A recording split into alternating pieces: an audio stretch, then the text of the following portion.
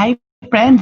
Welcome to Coffee Break with Dr. Michelle Alignay. Good morning, everybody. I'm coming to you in the morning this Thursday, and I'm going to continue my discussion about homemade holidays. Alam ko na Christmas is already in the air. Many of you are thinking, how will be our holidays? Just before that, I go live. My cousin and I are chatting regarding how are we going to celebrate our holidays at home. Even though that we are at home, we're still going to continue celebrating because the main reason for the season, it's the one whom we actually need to focus on. So join me on today's discussion, friends. Aba, ang aga ng mga iba. Hello, Yang. How are you? And this morning, today is the 10th of nung date nga ba ngayon? Today is the 10th of December. I am wearing this lipstick in honor of the lady who really encouraged me to wear such kind so that I can look better. And that is my very, very dear friend, Ara Fernando. Ara, happy birthday to you. I love you and you know that. Happy 40th. Talagang in-announce ko sa buong Coffee Breakers. Siya ang aking dear coffee buddy and also makeup person. Beauty is change extraordinary. Happy birthday, Ara. And I also would like to greet, sorry for this, I would also like to greet my Tita May all the way in Canada, ang taong nag-aturo sa akin kung paano rin kumikay mula nang maliit ako. Happy birthday to you, Mama May. May God bless you. You and Ara are amazing women in my lives. And today, let's discuss about holidays at home. Magchikahan muna tayo. Bring your coffee with you. Bring your tea with you. So I'll greet the people here. Hi, Yang. Hi, Imelda. Hi, Sel. Hi, Belle. So we're going to run coffee break until next week and then I'm going to break also.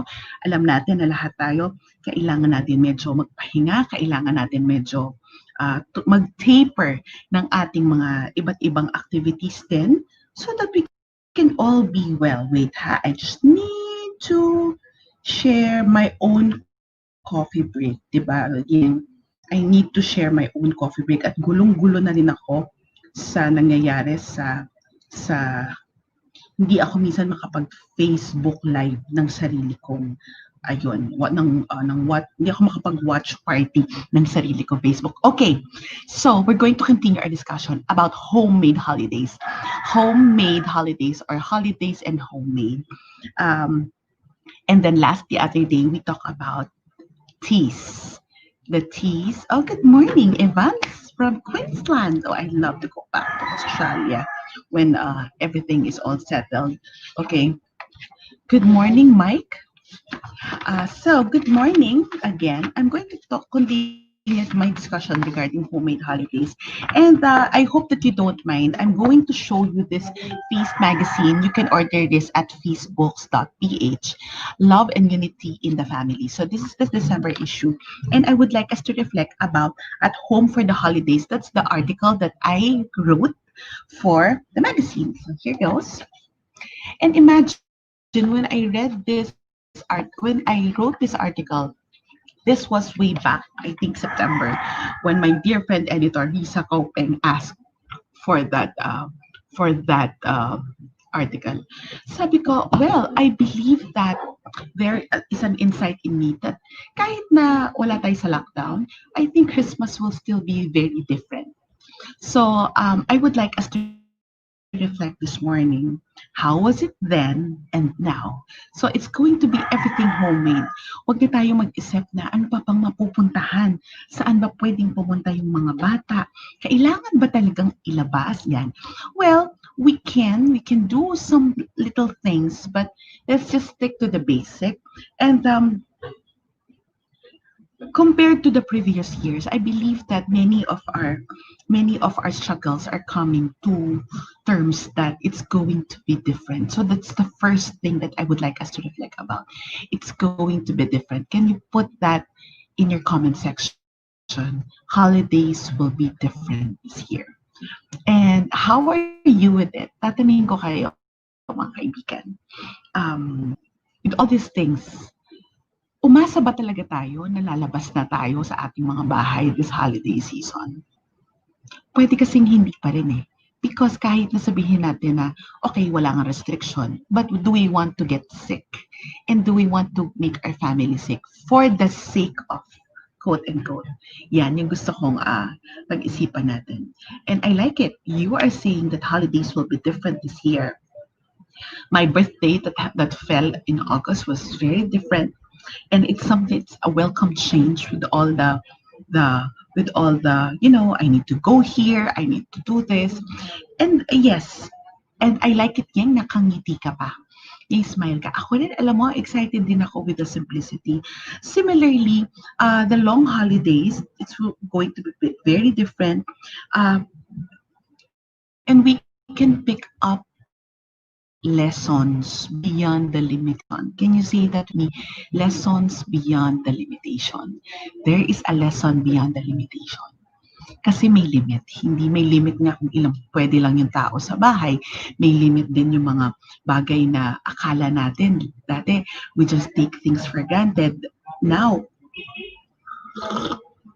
sarap. I have a tea. Good morning. It's not coffee break. It's a tea break. Okay? Here are the, as I said, different. It's going to be different. It's an understatement that we are in the pandemic.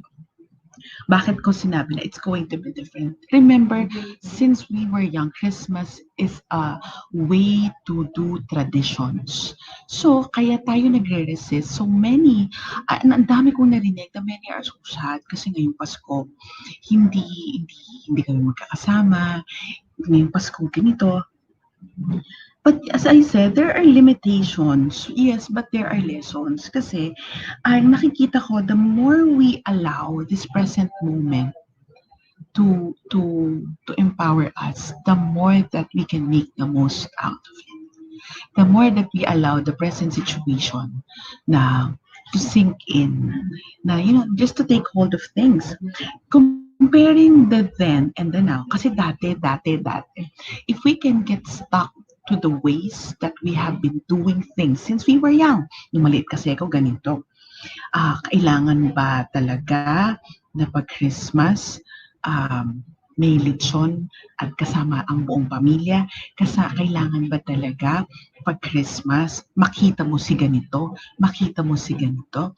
These are already concepts that we have put together in our heads. Kasi nga, the fiber of our being, we are already programmed. Kaya, that's the biggest thing that I would like you to capture. It's going to be different, period. Kasi kung tatanggapin natin, whether we want it or we don't want it, the Christmas will be different. And then, it's going to be beautiful. It's going to be worthwhile. We can make the most out of the different. We can learn from the limitations. We can learn na, ay, pwede palang ganito. Pwede pala na, ay, pwede pala na ito yung gawin. So, unang-una, we need to capture that. It's going to be different. And when we look at the different, even the way we celebrate, the way we decorate the house, the way, our shopping spree. Ako, if you would ask me, I am the type na starting July to October, I shop. Halimbawa, I have an errand in the mall, tapos may nakita ko, ay, pwede ito kay ganito. Along the way, I shop little by little. Pagdating ng mga October, end of October, I'm done with the Christmas shopping. Kasi inunti-unti ko na. So, babalutin ko na lang siya. And it did not happen this year. And it's different because we chose it to be different. You can make a choice to make it different. So, ano na lang ngayon? Sino ngayon yung mahalagang bigyan? Kailangan ba lahat? Alam ko, because yung susunod na D that I'll tell you, because everything is different. And then, alam ko, tayo lahat, we struggle. The second D is that, but we need to also see, we need to also see that the different does not mean that it's ugly. The different does not mean na it's less. That we should stop comparing. Kaya tayo nasa-stuck because we keep comparing. And when we stop comparing, and then the different becomes worthwhile. Do you agree? So I don't know how you're going to make it homemade, but make even the arrangement of your house, it's different. The simpler the celebration that you will have, it's different. The family reunions will be very different. For example, it's going to be different. We are going to celebrate it, pero iba lang. And period. And then there's still the celebration, di ba? So another thing that I would like you to also realize, the second D, is that it's going to be difficult. Many, marami ang while we are many of you are accessing this, so I'm assuming na kahit papano meron tayong kapasidad. Pero it's going to be difficult for many. It's understatement kasi hindi ka na nga makalabas, konti pa yung resources natin. Yun, that is a struggle for many, right? So we need to admit that it is difficult and there are people who are having difficulty. But we have to focus on what can we work on amidst difficulty. Mahirap yung sitwasyon. We are still in quarantine in the longest lockdown in the world.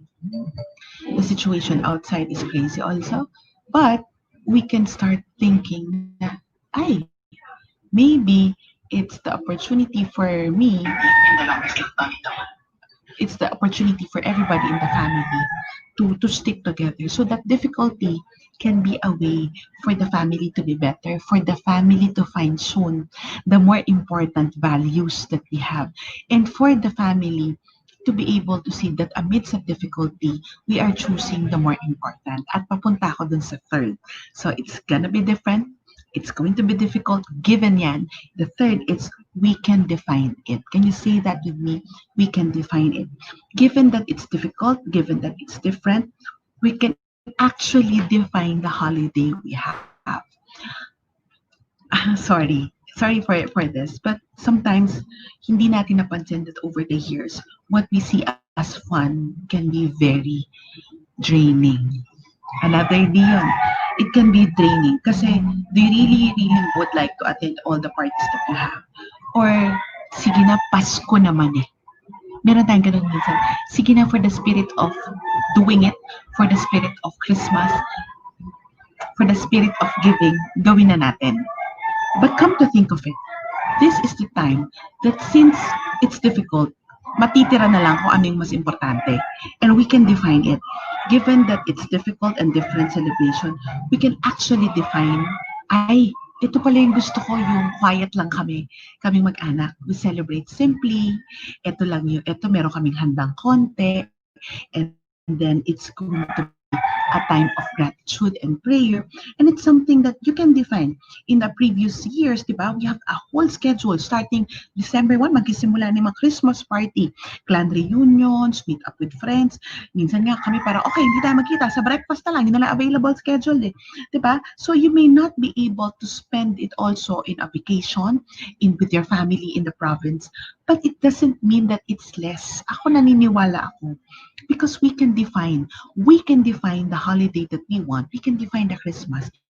And for me personally, I don't know what is it for you. What is Christmas and holidays for you? For me, it's simply for this year, simply going back to the reason for the season. And it's going to be a season and it's a day of Thanksgiving. So if it's a day of Thanksgiving, it's a day to be with my little family. And if it's a day of Thanksgiving, do we need to do we need to really go out? Do we need to spend so much? Do we need this? Do we need that? Do we need to do this and that? Do we need to see everybody? So you define it. Once we've defined it, once we've captured na okay, mahirap, okay, iba. Pero let's define it. When we define it, you can plan.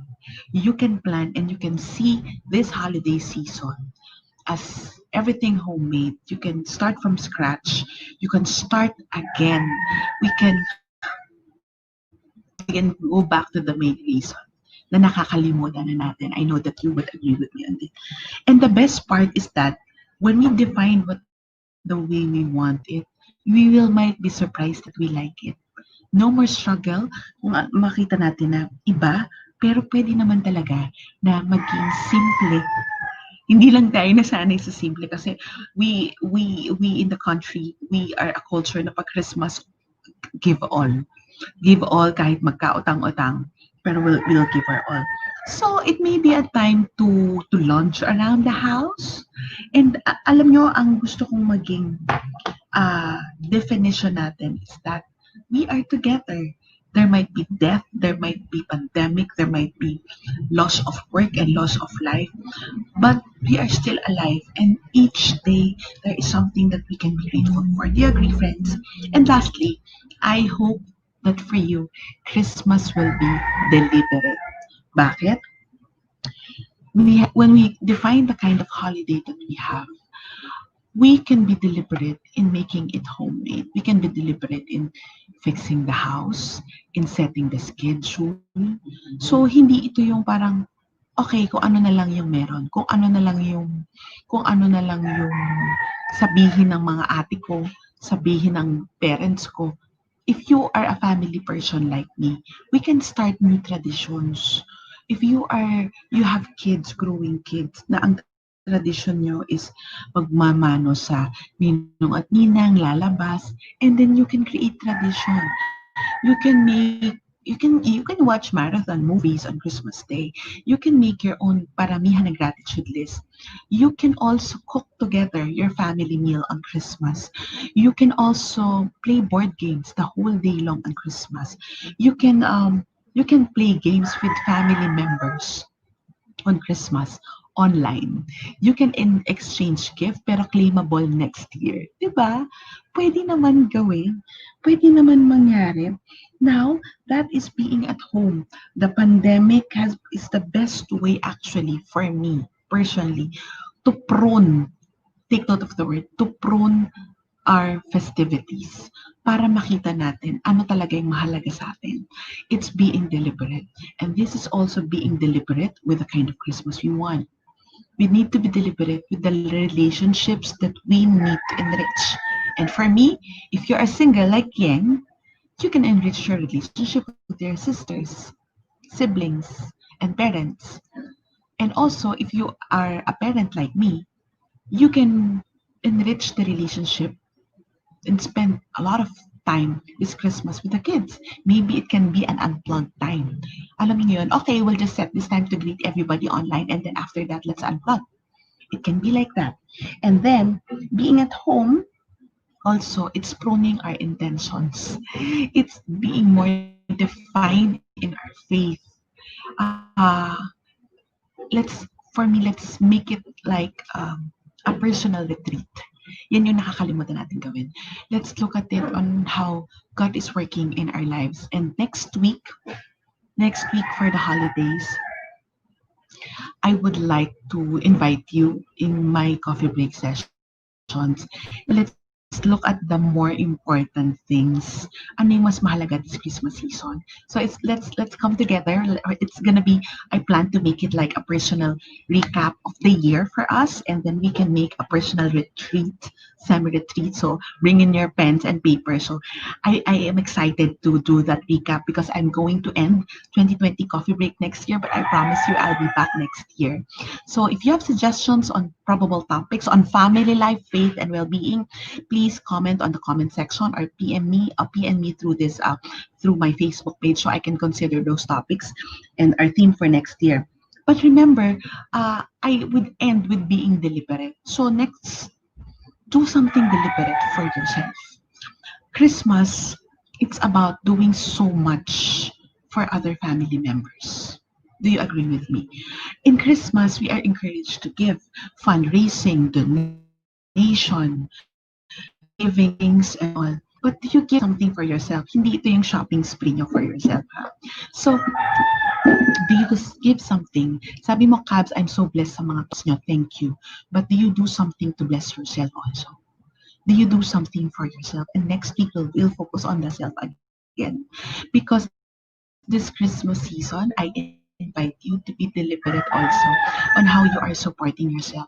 Yesterday, in the past days, alam nyo, I'll be honest, I'll be very open. Ako nagda-downtime na. I still have work to complete. I still have my classes that I'm conducting. I teach in the college and in the graduate school.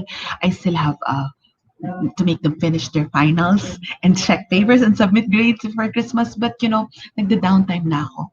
And for the past few days, parang, what's happening to me?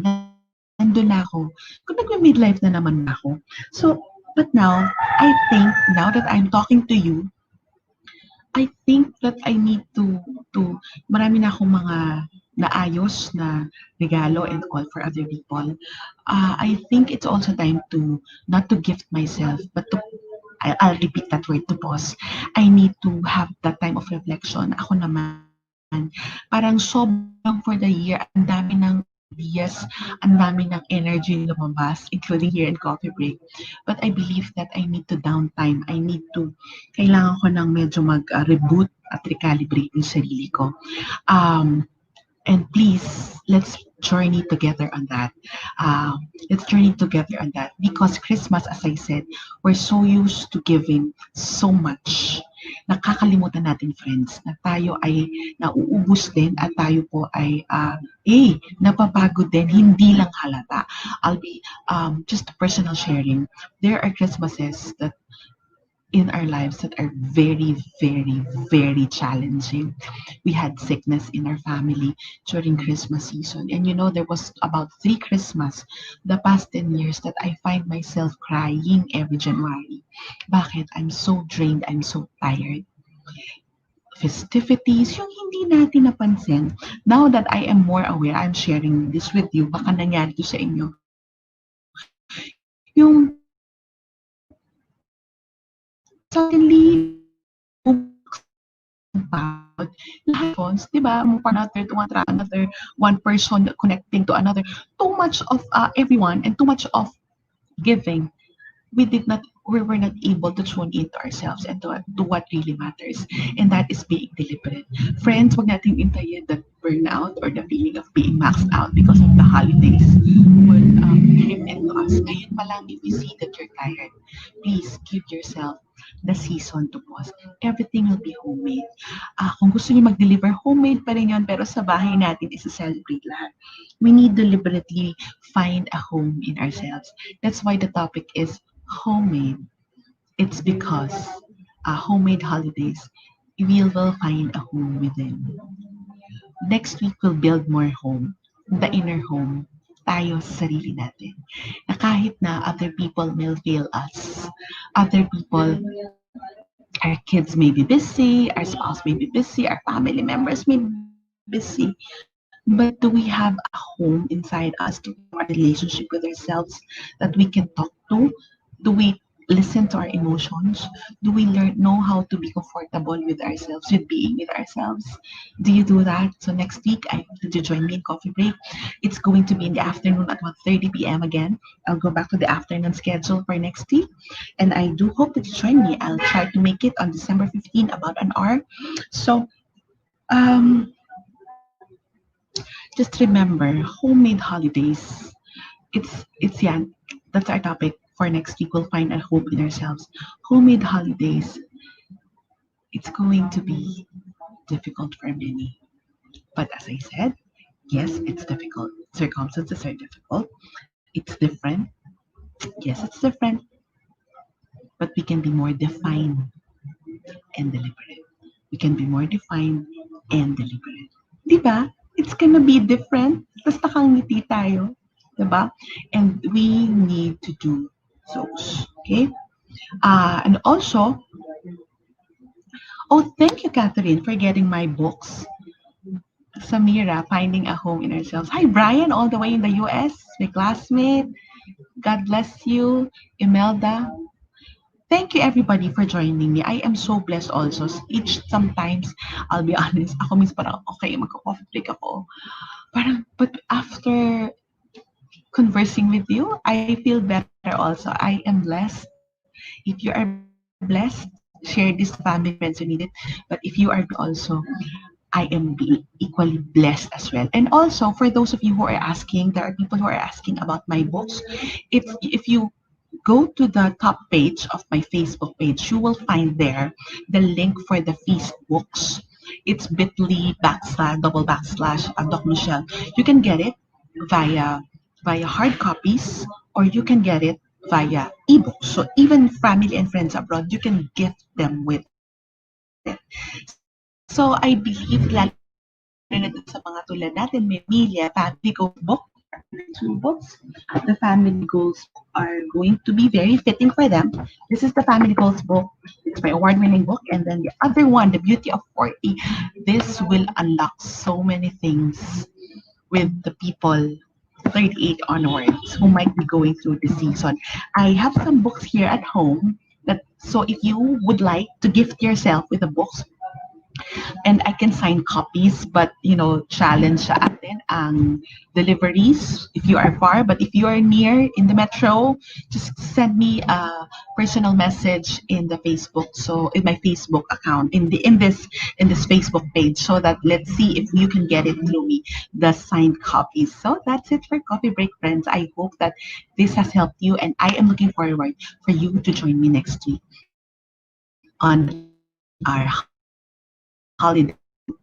We're gonna make things home. We're gonna create an inner home to support ourselves, and we're going to create an inner home to go back to the reason for the season. Ako rin excited kasi journey ko rin yan. And that is really the meaning of Christmas. And that is all about Jesus. It's all about Him. I hope that this coffee break has helped you, and you can prepare by defining and being deliberate